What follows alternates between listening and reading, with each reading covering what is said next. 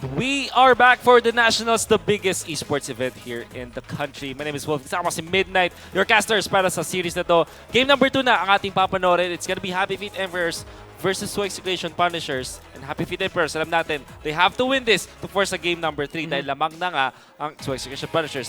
Ang tanong is, can they do it? And if they can, what should they do? Well, to answer the first question, they definitely can. Kasi the thing about Happy Feet Emperors, they faced Bren Pro before and nagmukha silang bata sa first minutes talaga. Pero this time, they're facing the team na walang talo. Yeah. It looked like a fair game nung first 5 minutes. In fairness. It's because meron silang clear objectives. Yung tatlong hero na hindi pwede maghiwa-hiwalay, it's the Cho, the Lunox, and the Digi. May taga-protecta ka ng Lunox mo at the same time, meron din siyang safe mechanism with the Order of Brilliance. So yung tatlong yun talaga nag-play aggressive around the map. Yeah. The thing about Happy Feet Emperors is they finally realized what they should make out of the heroes. Pero what's next? You should always refresh your objective. For Suwa Execution Punishers, every move that they make, may objectives sila nakuha. Yeah. Yun yung kailangan gawin ng Happy Feet Emperors. Every single second, actually, nagre-refresh ka ng objective mo. Yeah, actually, good thing that you pointed that out kasi may mga nakausap din ng mga players din na professionally speaking that they know na ang kanilang pagkukulang kaya hindi sila nakakapanalo ng mga games or hindi sila nakapag-close out ng mga series is kapag meron na silang isang plano at nagawa na nila yun, hindi na nila alam kung ano yung kasunod. Nag-farm sila. Nag-farm na lang sila, which is actually, sabihin na natin parang the AFK mindset of players na hindi lang sa mga pub players nakikita pero sa mga professional players din. Yeah, kasi there's this idea na kapag yung kalaban mo nag-objective and you're not taking objectives, even if you're a late game lineup, talo ka. Kasi nakakapag-objective yung kalaban. You're collapsing on a certain point na may ginagawa, may nakukuhang advantage yung kalaban mo tapos ikaw nag-flatline ka lang. Yeah, which is evidently what happened with Happy Feet Emperors in the previous match. And of course, come game number 2, kailangan nila ng mas marami pang plano against Two Execution Punishers because Two Execution Punishers, mukha sila may plano but it comes natural to them because again, they are quite a veteran team na rin, experienced team. Also, I want to take note about Two Execution Punishers. Hindi yata naglaro si Zapno. Si Lodi Zapno. I think si Zapno sabi niya, patalo naman kayo. Just kidding. Hindi naman siguro. Siguro may siguro. reason. May certain experimentation silang ginagawa around the team chemistry. Kasi sobrang daming players ng Two Execution Punishers. So siguro tinetesting nila yung waters. It's a good time to test it around kasi they're facing against Happy Feet Emperors. It's not to put Happy Feet in a certain spot na parang pinagpapracticean sila ng team pero they have the wiggle room for execution. You have to take note na yung nangyari doon sa game na yun. Mukha nga parang nandun pa rin si Zapno. May spirito pa rin ni Zapno with a cushion plays coming out from hate. Parang ganun pa rin naman yung kanilang pinakita. And Pakbet also showed us a different style of Kimi plays na naging sikat in the previous months after nawala yung jungle emblem Kimi, and yung mage Kimi. Sabi niya, physical Kimi, nawala uli yun sa meta kasi parang bumalik na Mage Kimi. Pero sabi ni Pakbet, hindi, pwede pa rito. Lalong-lalo na kung malupit ka mag-farm. Pakbet, sobrang yaman. I don't know what happened. I don't know how he did it. But it seems like lahat yata ng lahat ng minions na last hit niya. Tapos na lahat ng rotations perfectly para sa kanya. It's a mixture between playing around your power spike. Like for example, yung level 1 Kimi, it's very hard to contest that.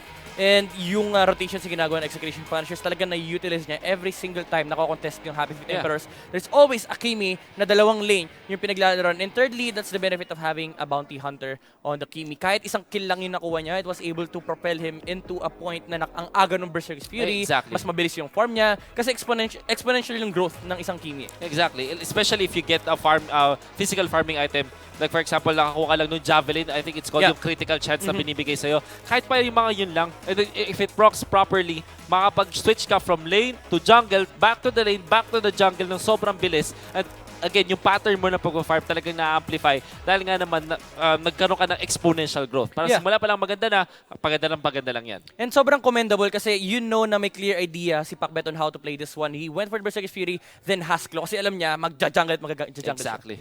Now we are jumping into the draft of game number 2. Maraming kailangan i-consider dito ang Happy Feet Emperors, but Two Execution Punishers, they will still ban out the Kaja just like the previous game. Harith naman para sa Happy Feet Emperors. And let's see what Two Execution Punishers will do next. Mukhang hindi sila takot sa Lunox. They were happy to give it. Even dun sa third pick, I think, ng Happy Feet Emperors, okay lang sa kanila kasi handa nga naman sila. And ito yung advantage ng blue team, Kano. You have a way to limit the drafting prowess of the red team. Kasi, tulad yan, ibaban mo Esmeralda. So look at the first pick potentials. Claude, Cho, Grok, even a Minotaur, first pick, medyo okay din yun. And Yeah. the Lunox. Yeah. Na pwedeng-pwede na naman kunin.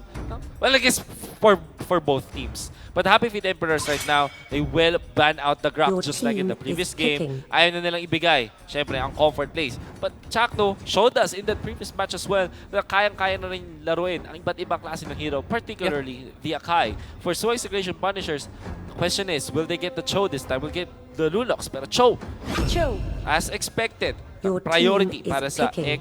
SXP. And HF Emperors dito, I think the only answer that they have is yes, pick the Leo mode kasi kailangan nila lang fighter at right now and kunin mo kagad yung isang hero na talagang nag-show up naman din sa ating league na sobrang taas team ng is picking. priority kasi you're limiting the drafting prowess o lalo sa sa blue team kasi yung following phase is kukuha ng 2 tanks, possible 2 tanks yung blue team in general. Pero kapag may digi kasi sa red team, you're already limited to certain heroes lamang. Yeah. More importantly, ang digi po mga kaibigan, kung bakit na siya ngayon na nagiging priority ng mga teams is all of a sudden na-realize ng mga pro players, siya pala yung complete package na support sa Oo. lane, sa may short lane nyo or sa may safe lane nyo. But ano ba yung hinahanap mo? Naghanap ka ng crowd control, naghanap ka ng burst damage, naghanap ka ng wave clear, naghanap ka ng safety mechanism, at lastly, naghanap ka nga ng parang vision na rin sa opponents mo. Lahat yun nakidigi. First, meron siyang wave clear dahil sa kanyang mga bomba. Pangalawa, meron siya din pang burst na kalaban dahil na naman sa bomba. Pangatlo, meron siyang vision ulit dahil sa kanyang bomba. Alright? So, sobrang daming kit na makukuha niya. And then, meron ka ng lane safety at meron kang catch dahil dun sa reverse time. So, kahit pa hindi siya mukhang ferocious, kahit hindi siya mukhang magandang Kahit ang ilagay cute sa niya lane, tignan. kahit ang Team is cute-cute balanced. niya, Nakakatakot siya. kompletos rekado siya. Super well-rounded na support. Just imagine the idea na yung Mobile Legends tumatagal yung mga games. Yeah. Again, we've talked about how the mid game is controlled by the sustain battle. Yung mga heroes like Esmeralda, the Harith, the Minotaur, and the Grok, Digi can provide that kasi hindi mo man binibigyan ng sustain yung mga kampi mo, pero you provide the ability to play aggressive kasi hindi mo kailangang isipin yung crowd controls. Yeah. And usapang late game, if you're removing the crowd controls, late game nga, crowd control is king. Your team Pag is wala yun sa balanced. kalaban mo, you have a huge advantage. Yeah. That's gonna be a cloud ban mula sa Su Execution Punishers. And the Kimi na Your team counteract is mula sa Happy picking. Feet Emperors, nadala na ang mga tropa natin mula sa HFE. They will go for the Hayabusa this time. Parang isang heads up play para sa Happy Feet Emperors maybe. Or they will switch for the carry this time. So pwede nila si choice dito is either Your get the team Hayabusa is para picking. hindi na kunin yung carry or get the carry themselves. However, Su Execution Punishers might get the Busa for themselves. Pero hindi nga natin na-notice, Lunox, last pick pa dito ng Punishers. I was gonna say na, yun nga, sabi mo kanina, kung ibigay man yung carry, there's gonna be a Hayabusa sa Execution Punishers. HF Emperors, inisip nila, kapag pinik ba natin yung Hayabusa, magkakari pa or hindi? And naisip nila, actually, kahit mag-Hayabusa tayo, magkakari pa rin sila. There's no limited option here for Su Execution Punishers. And mukhang wala silang pake Jawhead. Mukhang fighter Cho. Ito. I guess this will be an off-lane Jawhead just like the previous game maybe. Then tank Cho Your na sila. team is picking. And then you have the Lunox na kanina rin napunta sa side lanes. So is this gonna be a single? No, Kadita na lang para sa Happy Feet Emperors because they needed the burst on top of all of the control that they have. Imagine kapag meron silang natulunan dito, they will burst it out with the Kadita and maybe execute them with everything else. Like the Leomord, for example, siya yung merong Oathkeeper passive. Siya yung clean-up crew para sa Happy Feet Emperors. And honestly, it is a very good answer against a Gusion. You're one of the heroes na talagang hindi mo that's problema yung burst damage ng isang Gusion kasi you have a way to be invulnerable. You're one of the few heroes na nagiging invulnerable during a certain period of time. So again, hindi malaking problema si Gusion. Yeah. And yung Selena, it would have been nice kung makuha nila kasi it's really good against kung ano man yung gustong gawin ng Su Execution Punishers. But as we have all seen, hindi ganun kaganda yung Selena team play ng HF Emperors. So have to take note, if you're the Kadita at ginab ka nga ng Gusion, kahit mapababa yung HP mo to like 10% even, kapag balik mo after your ultimate, pag-ahon mo nga, Bagong ligo. bagong ligo ka talaga. Para talagang bagong ligo, puno na naman yung buhay mo. Kung hindi man puno, at least 80%. That's why Kadita is one of the classic answers to something like a Gusion. Yep. Or any hero na all-in na gusto mag-burst down. Yeah, even the Selena. Diba? Yeah. Kapag pinasok mo yung Selena, kapag pinasok mo yung Kadita as Selena, you're never gonna win that trade kasi nga may reset button yung Kadita. Now, Su Execution Punishers now playing on the blue side. May ang ating Joe na fighter nga. Like you said, Chakno on this Minotaur. It's hate sa kanyang Gusion. Sire on mukhang support na Joed, basic sa kanyang emblems, and Pakbet, syempre, sa ating Lunox. And on the red side, you have Happy Feet, Emperor Scrum sa kanyang Akai, Arbe on the carry, Tan as the Kadita, Lloydie on the Leomord, and MB naman para sa kanyang Diggy. Dito na ang malapit na pressure na naman with the Lunox. I like this Minotaur at Lunox na lane sa may top.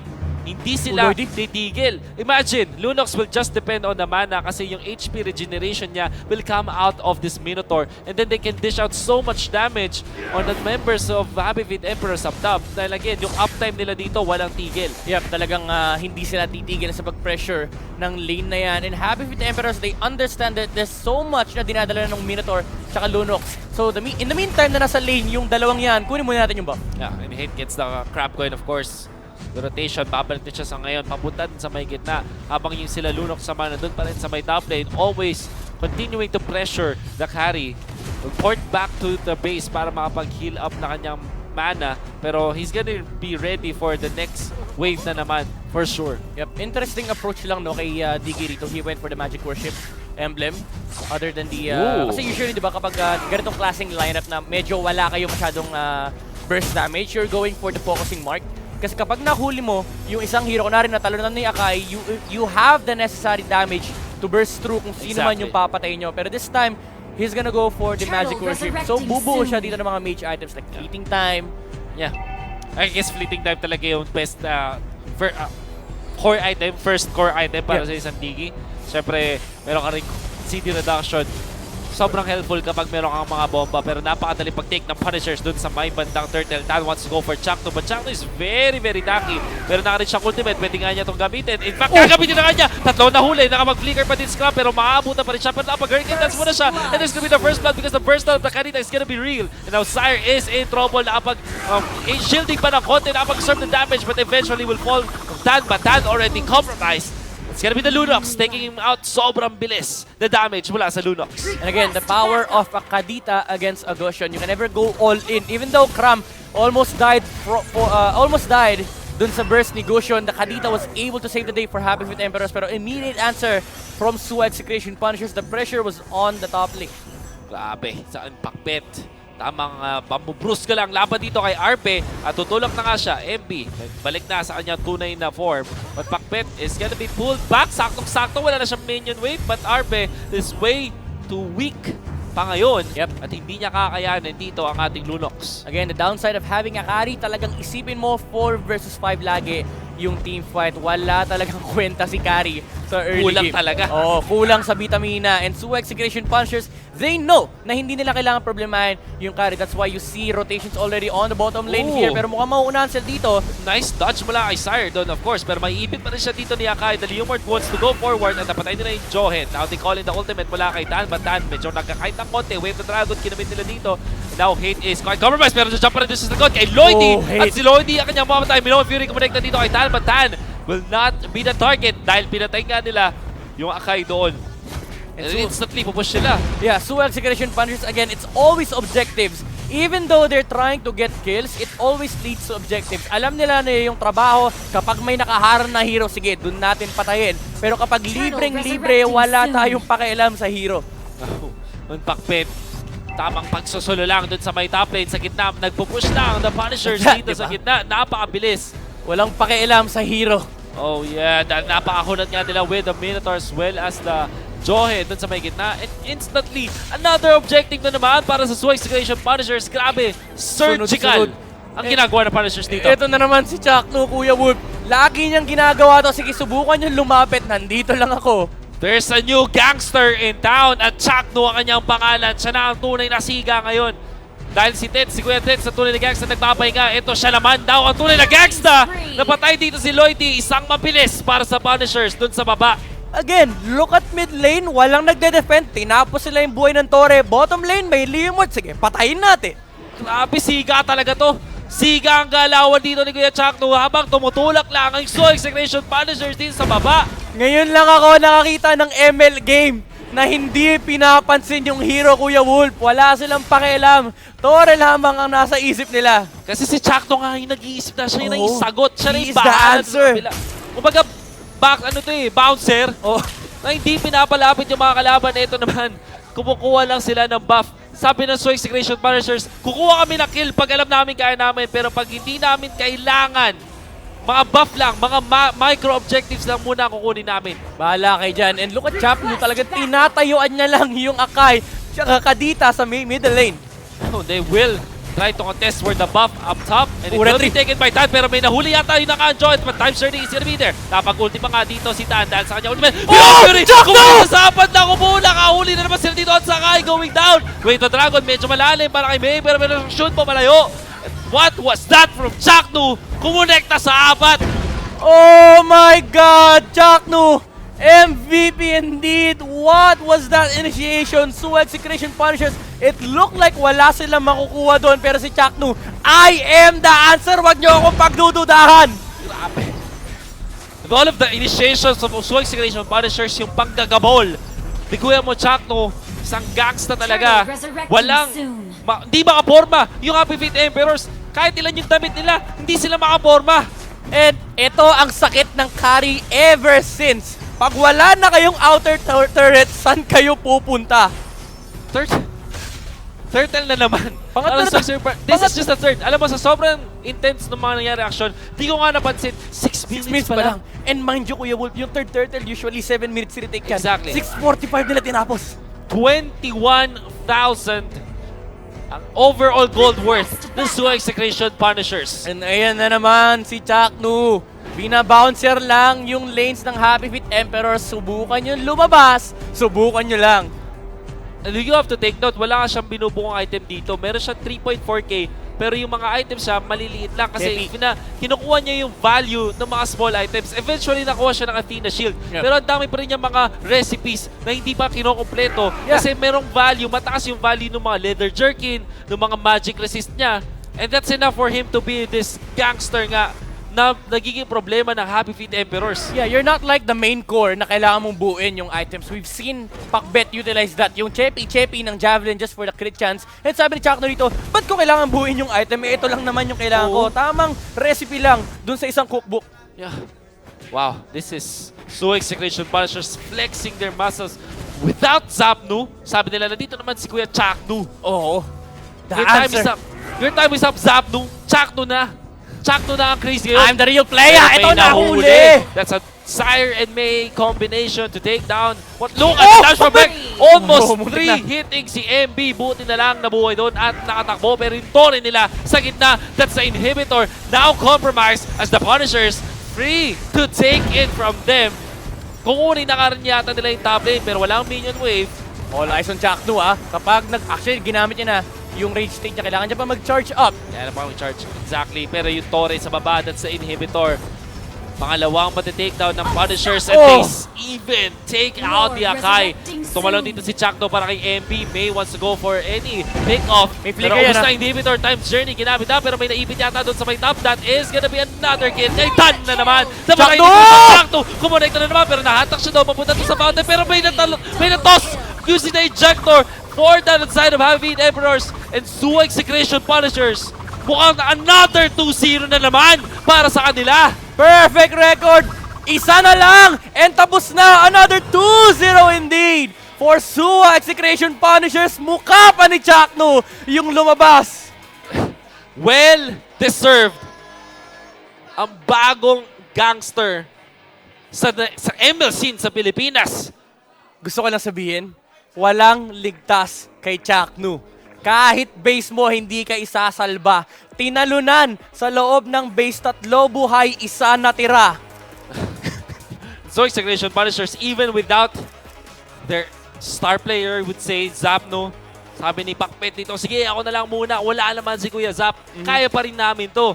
And this is So Execration Punishers flexing their muscles with 4 consecutive 2-0s. Sobrang taas na for sure na kanilang standing. It's almost very hard to beat right now, if not impossible. it's just stellar performance on this team. Even though, paulit-ulit yung nakikita natin, it's just the Gusion. The thing is, kahit pa siguro maban yung Gusion ng Suwa Execution Punishers dito, they're still gonna come out on top. It's just because of the amount of objectives they get out of a single game. But May, however, 5-0 and 5. Si Chuck na nagbenta ng items. Classic. El Clasico. Pero you have to take note, munti ka pang mag-double BOD dito si May. That's even scarier for now. But even then, kahit pa anong sabihin natin dito, this was an overall team effort mula sa Su Execution Punishers.